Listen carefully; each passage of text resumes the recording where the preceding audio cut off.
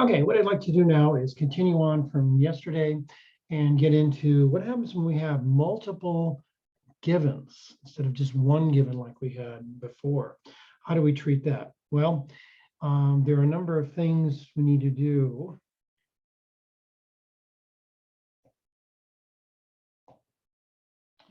Okay, so this is what happens when we have one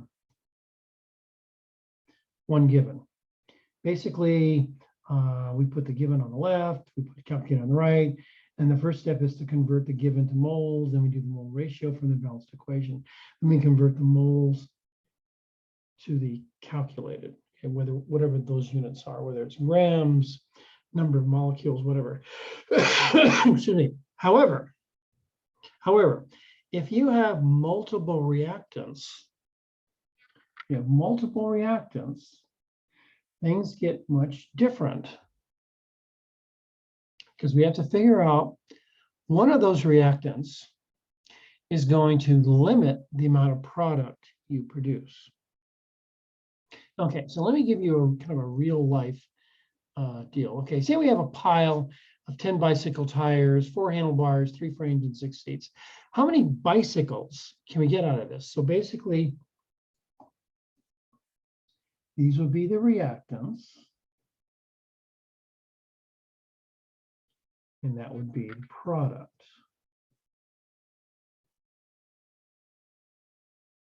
Well, if we took one thing at a time, we would look at, well, if we started with 10 bicycle tires, that means we can make 5 bikes, ignoring everything else.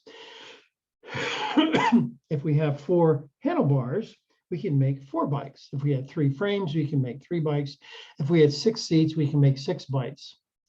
However, out of all these together, we have only enough frames for 3 bikes. It doesn't matter how many extra stuff we have. We can only end up with 3 bikes. So the frames are the limiting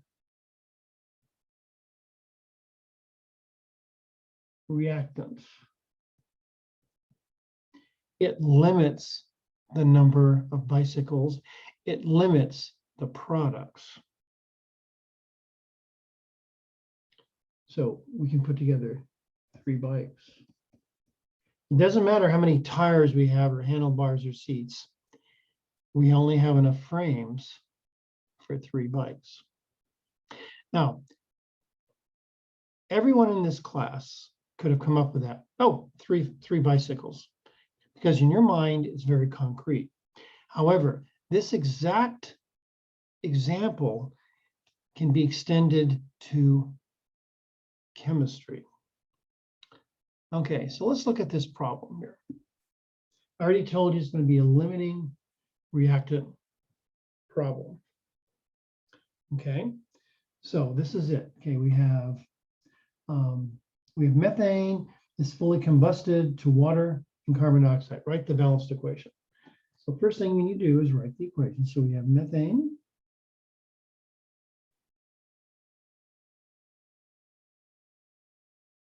plus oxygen gas. Remember, we're combustion now, we're burning it. Yields carbon dioxide plus water. Then we need to balance it. I'm gonna go ahead and quickly balance it. Okay, it's balanced now. So we have 1, 2, 1, 2.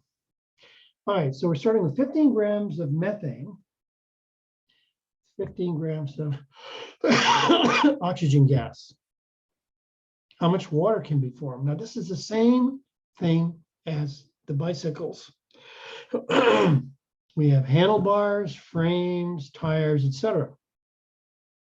We need to do 2 equations to figure out which is the least amount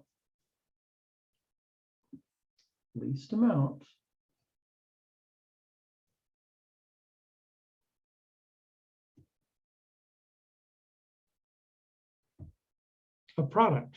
So this is product.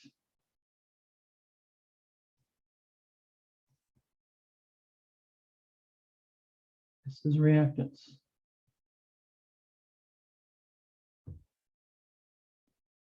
So the frames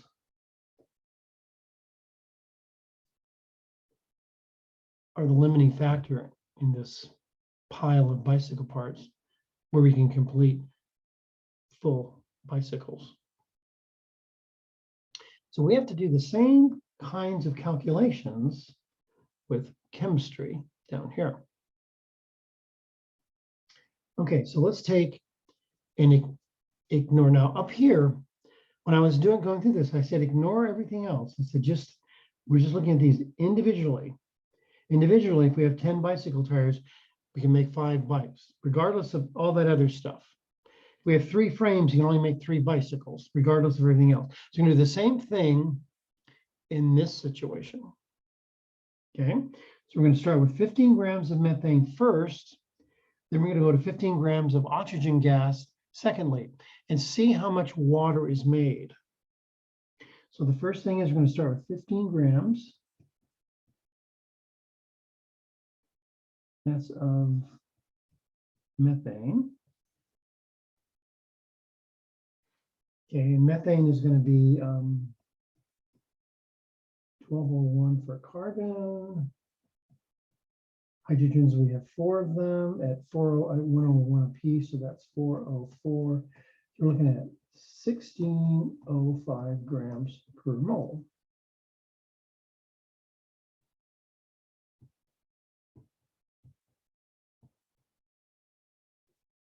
Okay, this is just like before. First step is given 2 moles. The next step comes from the balanced equation. We're looking at water on the top. That's what we're trying to make. And it's coming from CH4. So that's 2 to 1. That's from the balanced equation. So our grams cancel, our methane cancels, so we're left with moles of water. And we're going to convert that to grams of water. So we need the molar mass.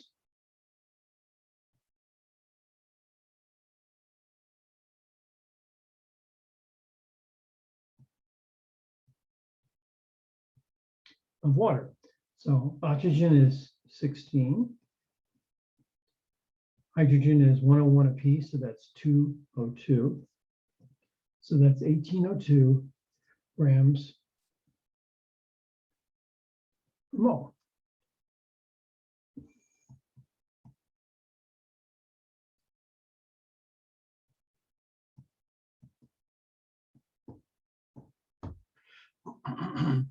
Okay, so let's grind that out and see what we get.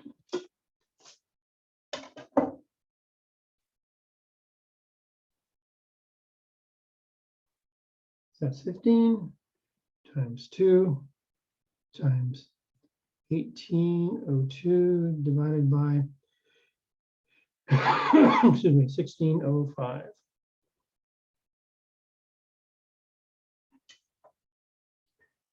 So that's 35.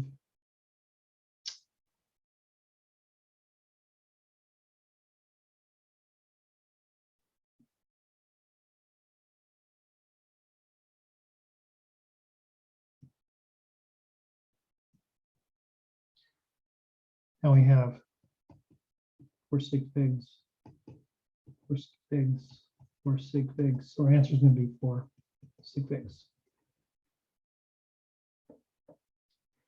All right. So if we start with 15 grams of methane and ignore how much oxygen we have, we'd end up making 35.55 grams of water.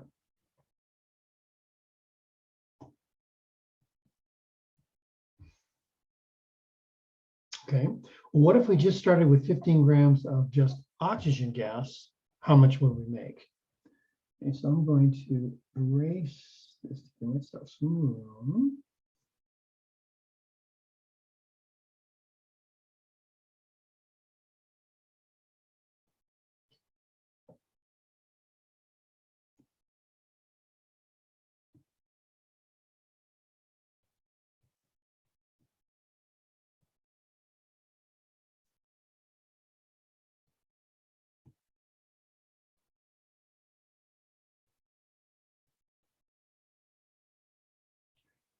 And then we have oxygen is 2. And water is 2. And then water is 802 grams per mole. We already calculated that. So what is that going to be equal to here? So we have 15 times 2 times 18 divided by 32 times 2. Okay, that's 8.438 grams of water. So oxygen by itself only produces 8 grams of water. Methane by itself produces 35. So oxygen is clearly limiting the amount of water produced. So that would be our limiting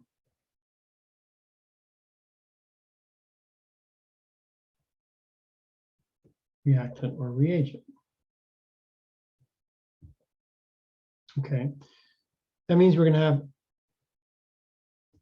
excess stuff left over because we're not going to use up all the methane, only part of it. So how much of that do we use? Well, if we start with our limiting agent, oxygen here,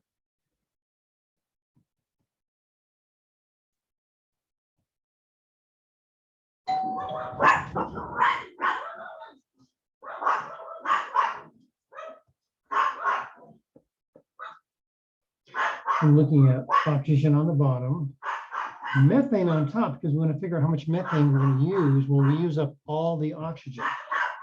Okay, so oxygen's 2, methane's 1, and methane is going to be 1605 grams per mole.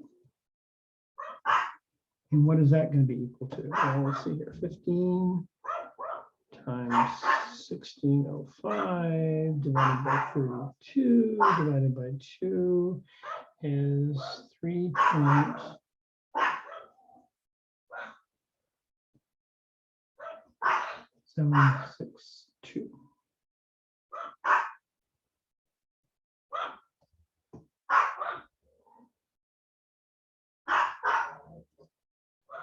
Used.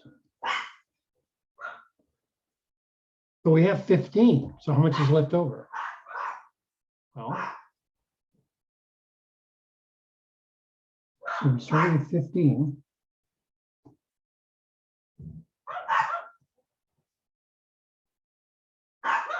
And we use 376.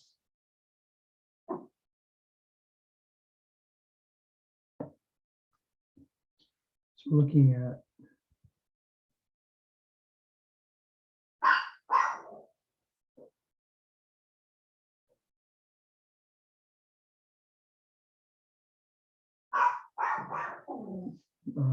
see here where we left it.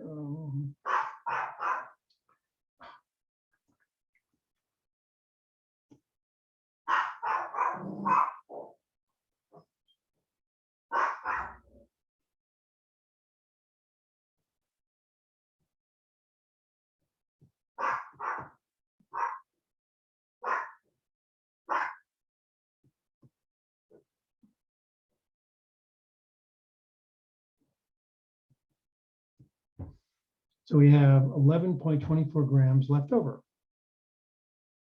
because we only used 3.762. Don't forget, we have to consider sig figs here. Okay, and then lastly, if we only produced 1.56 grams of water, what is the yield? Now, when we go through these calculations, we're calculating theoretical yield.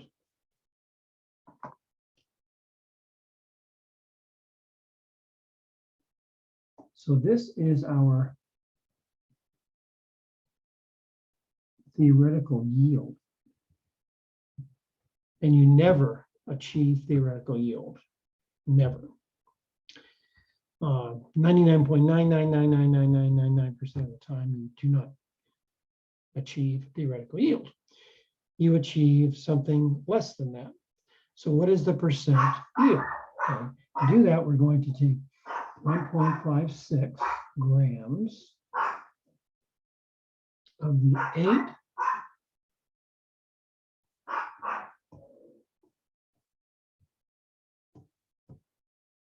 so this is actual over theoretical. Multiply that times 100. So we have 156 divided by 8,438. We end up with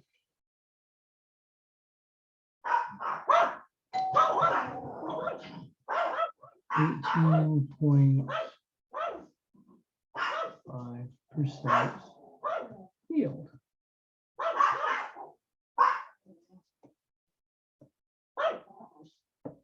And that is a typical limiting reactant problem. So on Monday, I'm going to go over a bunch of these. I just wanted to introduce you to these. And by then, hopefully you have gone through quite a few of the other non-limiting reactant problems. And I gave you some examples of limiting reactant problems as well. Plus, there are limiting reactant problems in your worksheet as well.